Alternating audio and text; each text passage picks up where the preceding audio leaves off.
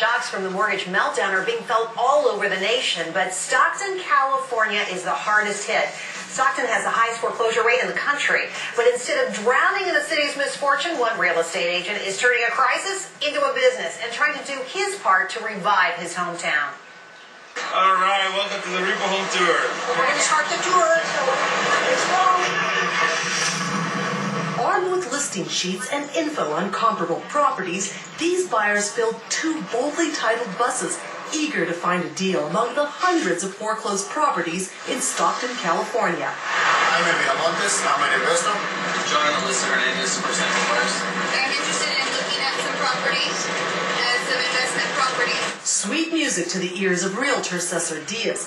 He came up with the foreclosure tour idea when business had all but dried up this summer. Stockton, California ranks among the top 5 foreclosure markets in the country.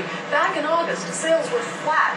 But the company owner says that when the foreclosure tour started about 3 months ago, sales went up more than 300%. This house is listed at the unbelievably low price of $224,900. Asking price $215. You got Bridge Cross. Its price is $285. We went along on the tour to see if buyers are really ready to jump back into a market battered by the mortgage mess. Hey, this is the one I put a date on that. Features 4 bedrooms, 2.5 baths. What do you think? Pretty good. I like it. It's clean.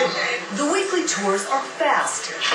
In and out in under 10 minutes. This is $105 a square feet. Oh yeah, that's cheap. A builder cannot build for that. Is it really a deal? A comparable house in this neighborhood goes for about $329,000. The discount here, $44,000. And some predict the free fall isn't over yet. Do you really think you're getting a deal? Beyond a deal. They say that the nightmare's not over. You can pick up stuff like this, 3 years ago. You're going on a foreclosure tour. Does that feel a little bit strange? Not to me, it doesn't feel strange. I feel that it represents a market that's out there for the home buyers that haven't had a chance to buy homes yet. Here we go. We're coming around the corner. Oh my gosh. Like the Noel family, who say they found their first home. Their dream home on the REPO home tour. Foreclosed property the Noels say they would not have been able to afford just last year. Cesar Dias says so far his company has closed 38 deals since September. He also says that the repos that are priced aggressively by the banks are getting multiple offers. And Dias says his tours have generated so much interest around the country that real estate companies from as far away as Michigan and Atlanta to Riverside, California have contacted him about starting their own REPO home tours. Jerry? Thelma, great story. Thanks for that.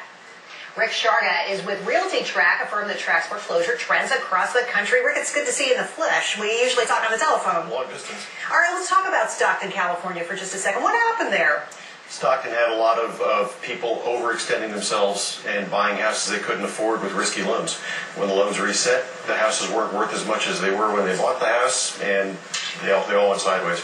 All right, so all of California is really suffering. You see problems across the board there. Let's talk about all the markets across the country. They're having problems where you're going to see these high foreclosures. Give us some ideas here. Well, California certainly is unique because of affordability issues. You're having similar issues in places like South Florida. Certainly areas like Nevada, Las Vegas, and particularly states like Michigan and Ohio, the Rust Belt. There are different reasons that are driving a lot of the foreclosures. The underlying factor that raises all the boats is the subprime wave. You know, this, as we just saw, spells opportunity for some people. Is now the time to jump in. If you have financing or if you're sitting on cash, there's probably never been a better time to buy. If you can get a mortgage, the rates, there was an announcement just this morning, that the rates are the lowest they've been in 5 years.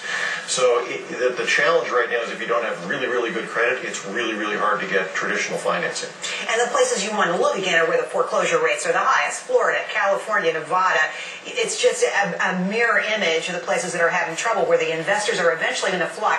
Now, do you see that folks are, jamming these areas, trying to pick up the deals? And is now really the time, or is it more like late 2008? It's always dangerous to try and time a market bottom or a market top. The only way you know you've hit the bottom is if the prices start to go back up, and by that time you've missed your mark. So the prices have been depressed enough in a lot of these areas so that if you have a longer-term horizon, you almost can't lose on a purchase. Wow, that sounds good. Okay, let's talk about your outlook. Look forward, your crystal ball. What other areas might become rife with foreclosures, great opportunities for investors? There are already places that are good opportunities that will get better. We talked about Michigan and Ohio a couple minutes ago, Indiana, places in the Midwest where you have unemployment issues on top of some of the subprime issues.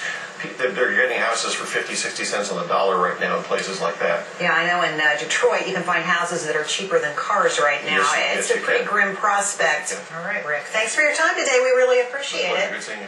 Still ahead on